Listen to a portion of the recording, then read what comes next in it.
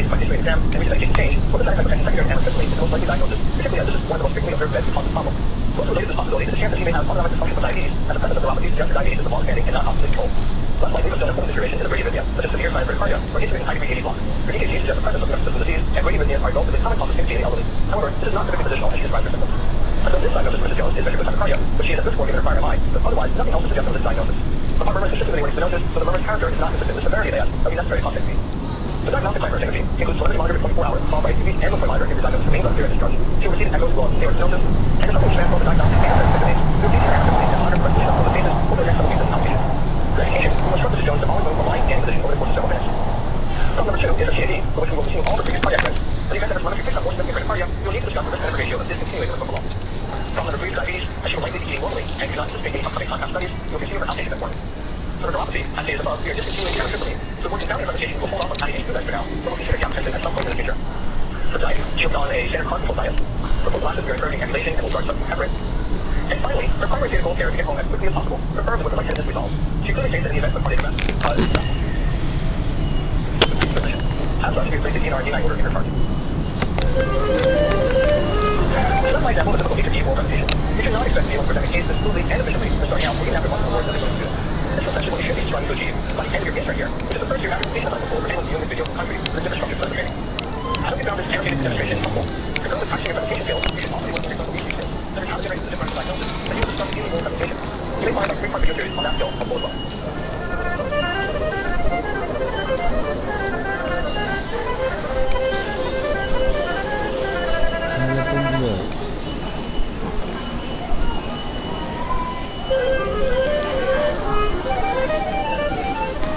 Hello everyone, this is a live request supplemental video seen previously in 2-part series on the medical HFT.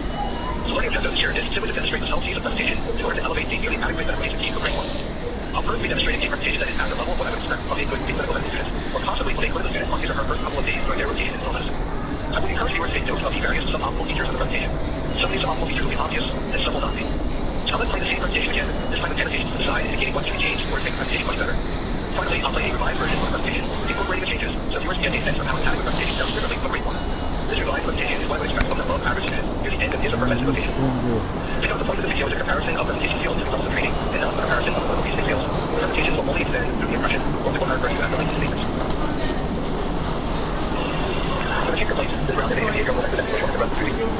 So the predominant history of hypertension, diabetes, and hyperglycemia would cause the ER at 2 o'clock in the morning, caused by ambulance, plus upset, onset of irritable breath. She had a problem 3 weeks ago, but she noted increasing shortness of breath, seeing household chores walking up steps, and began sleeping on 2 3 at night. Because she had a socially animal day of the her ability to do work. Her husband noticed she was breathing rapidly, was only comfortable sitting, understanding, and was ready to move so that's pretty common.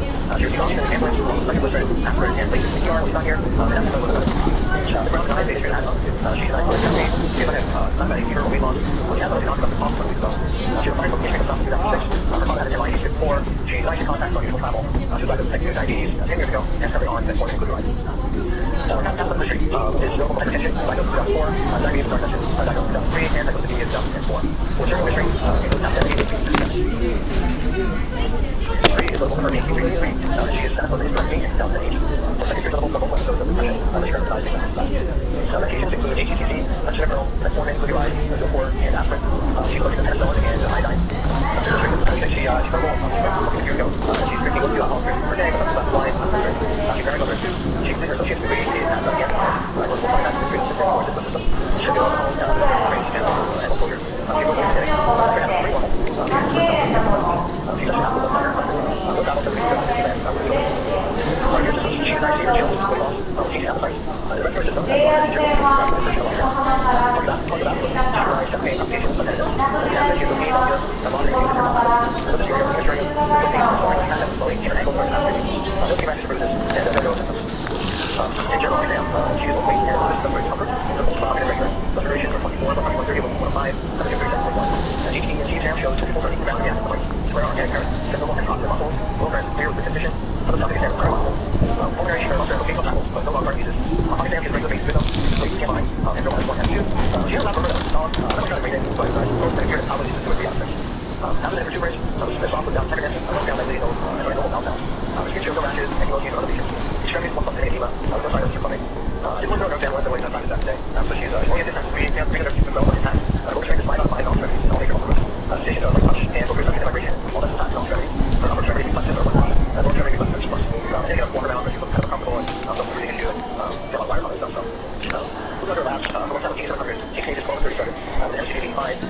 are 202, against 7 shows the sodium 141, potassium 3.8, chloride 102, micron 28, urine 24, and 1.1, and glucose 26, for anti-LCR in the 40s, your bilirubin was 1.2, phosphorus 110, phosphorus 110, I'm not sure why that one, iron 1.1, relay has no white cells, no red cells, no desterase, no proteins, no B cells, no glucose, and the bacteria. Just a great, shows 20 degree, pulmonary vascular distribution, you have fluid in the right complex focus, complex is perfectly fine, but I'm not sure. EKG, shows right path, change of PCs, adaptive deviation, and LPH. So in summary, the brown skin woman who has history of hypertension, diabetes, and hyperlipidemia was now presenting with a graph for 30 cents above 70. For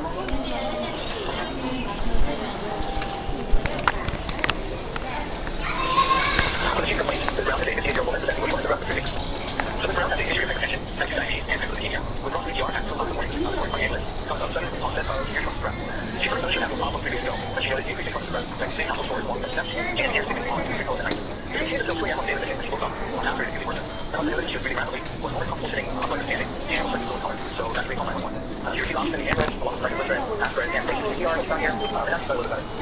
The ground denies a history of asthma.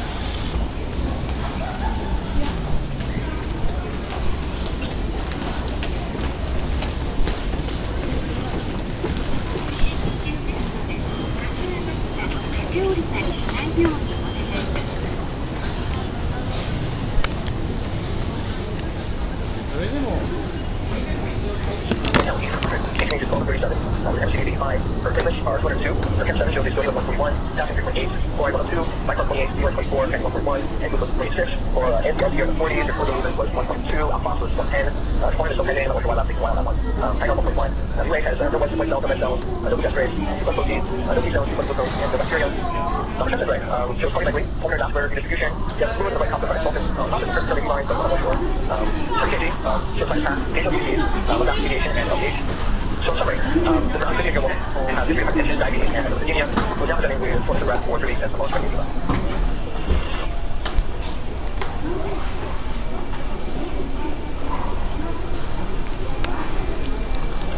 The chief complaint, Ms. Brown is a 58-year-old woman with diabetes, hypertension, and hyperlipidemia, presents with shortness of breath for 3 weeks.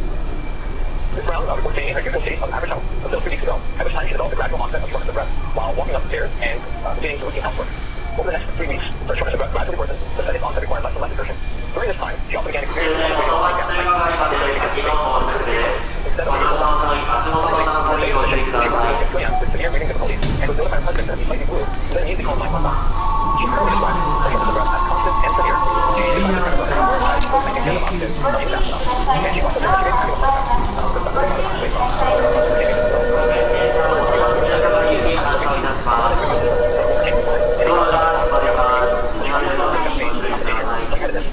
changes in weight, she had no symptoms or usual problems.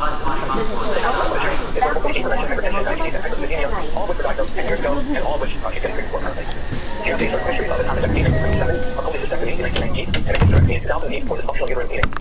Psychiatric history is notable for several episodes of depression, but no recorded history of psychiatric conditions or suicidal ideation. Medications at home include HTCD, 45 milligrams daily, lisinopril 1 milligram BID, metformin 50 TID, glutamide 10 BID, Primozac 40 daily, and aspirin 81 milligrams daily. For compliance, of course, is very good. If you have an allergy to penicillin, it's positive rational, it may be contact with people with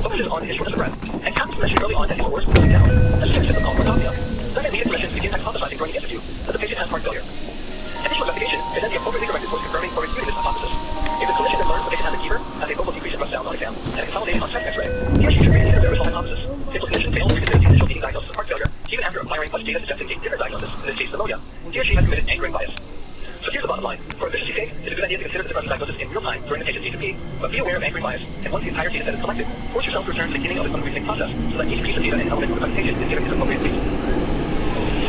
Once you've acquired the data, the next step is to identify the key features. Key features are the individual elements of the presentation, which are likely to help differentiate one diagnosis from another. For example, in a patient with diabetic chest pain, whether or not the patient is emphasized will help determine the likelihood of chest pain. Therefore, this is a key feature. In contrast, the severity of chest pain on a bone test case is a primary predictor of the eventual diagnosis, and thus generally not considered a severity in key features. Key features include both positive and negative findings.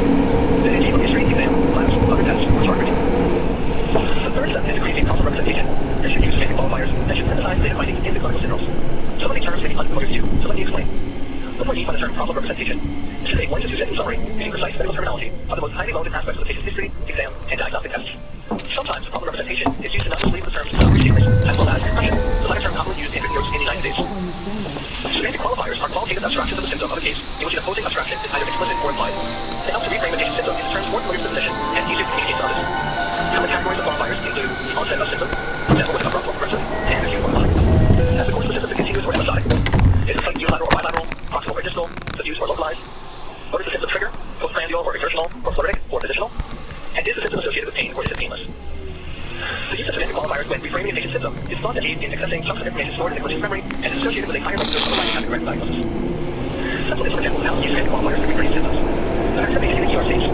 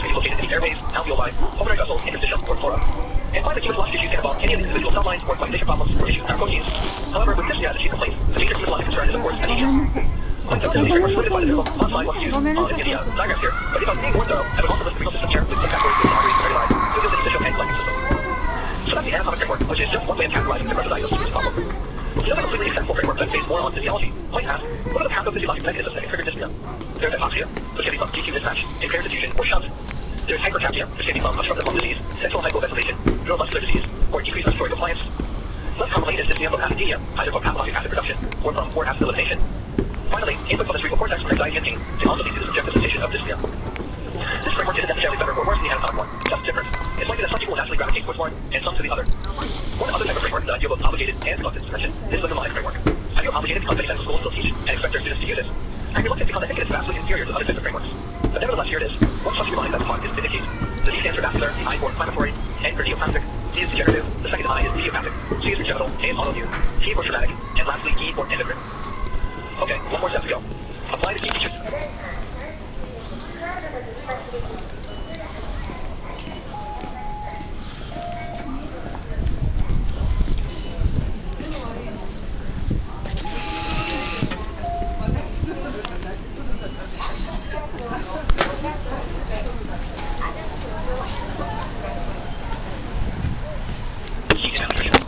Impaired utilization and synthesis of protein, seen in liver disease.